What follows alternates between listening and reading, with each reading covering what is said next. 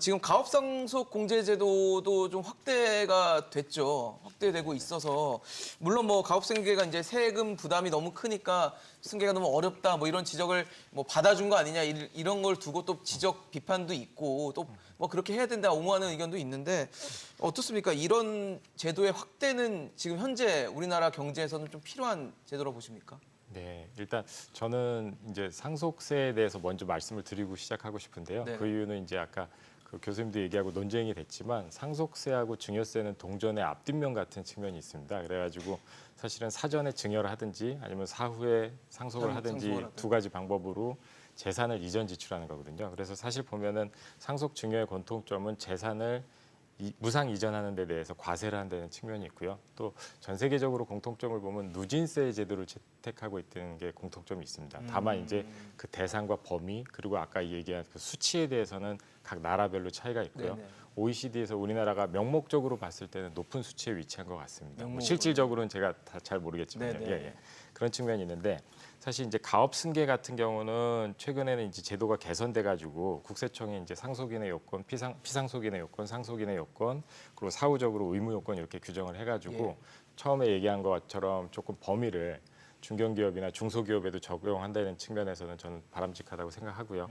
그리고 그 이유는 이제 큰 대기업뿐만 아니라 중소기업, 중견기업, 뭐 예를 들어서 가업을 승계하려고 하는 기업인데 요건이 안 돼가지고 아니면 아까 말씀하신 것처럼 정말 그 돈으로 현물로 낼 수가 없기 때문에 그걸 승계를 못한다. 주식을 대량으로 시간에 매도라든지 해가지고 기업이 없어진다 그러면 그것 또한 사실 보면 기업의 어떤 고용 창출이라든지 효율적인 측면에 있어서 좀 많이 부담이 된다고 생각이 듭니다. 근데 단 하나 이제 제가 제언을 조금 드리고 싶은 거는 사후 의무 요건 같은 경우 보면은 지금 해당 상속인의 지분이 감소하면 안 되게 돼 있어요. 네네. 물납은 제외하지만요. 그리고 5년간 정규직 근로자 수 평균과 총 금요액이 기준 고용인의 90% 이상을 유지해야 된다는 조건이 있는데요.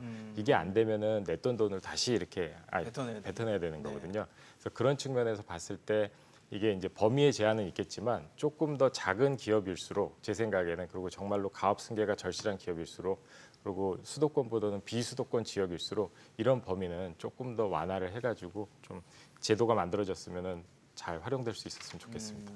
사실 저희가 시간이 좀 짧아서 이제 거의 마무리할 시간이 됐는데 유산 취득세로 좀 전환하자는 얘기도 있더라고요. 이건 어떻게 보십니까? 유산 취득세 말씀드린 것처럼 그걸 하려면은 자본이득세 플러스 유산 취득세로 가야지. 자본이득세 그렇죠. 보신 분이 자본이득 낸 거에 세금 내고 공짜로 소득이 생기는 비상속인이 또 소득세에 해당하는 유산취득세를 내고 그게 저는 정의로운 과세라고 생각을 하고 공평한 과세라고 생각을 하고요. 중소기업 말씀하셨는데 지금 매출액 1조까지 거의 늘렸어요. 이건 범위가 너무 확대가 됐다는 말씀을 드리고 싶고 가업 승계가 정말 필요한 기업들에 대해서 한다는 건 좀 동일라인데 많은 경우에 그렇지 않은 기업들이에요. 대부분 규모에 의해서 하고 그리고 지금 이게 사후 관리를 완화시켜 주기 시작하니까 어떻게 되냐면은 사실 세금 안 내고 회사를 팔아서 막바로 돈을 못 받으니 몇 년 동안 유지하고 있다가 팔아서 그 돈을 세금 안 내고 가져가려는 유인들을 너무나 강하게 지켜요. 그렇게 되면 정말 퇴출되거나 새로 시작해야 되는 기업들이 남아 있어요.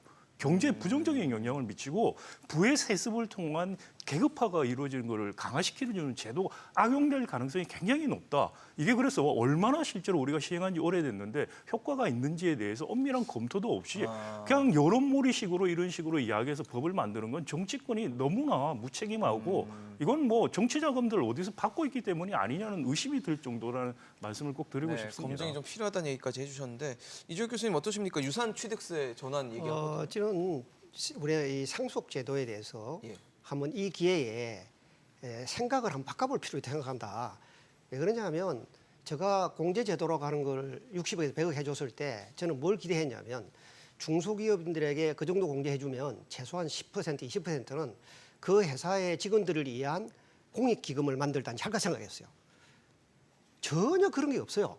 그렇기 때문에 저는 이 기회에 공제의 범위를 늘려주는 것보다 정부가 어떤 상속을 좀 더 편하게 해주고 그 상속에 대해서 너가 당신이 만든 공익재단에 통해서 만약 하게 되면 그 공익재단이 다양한 사업을 할 수 있습니다. 그러면 그걸 통해서 받는 장학금을 받는 사람이나 뭐 받는 사람은 자기가 또 나중 돈을 벌어서 내가 그런 사업을 하는 사람이 되겠다 생각을 할 수 있는 선순환이 되는데 지금 이제 자꾸 세금을 거둬들인다 생각하면 정치인들이 세금을 정말 효율적으로 쓸 수 있나요?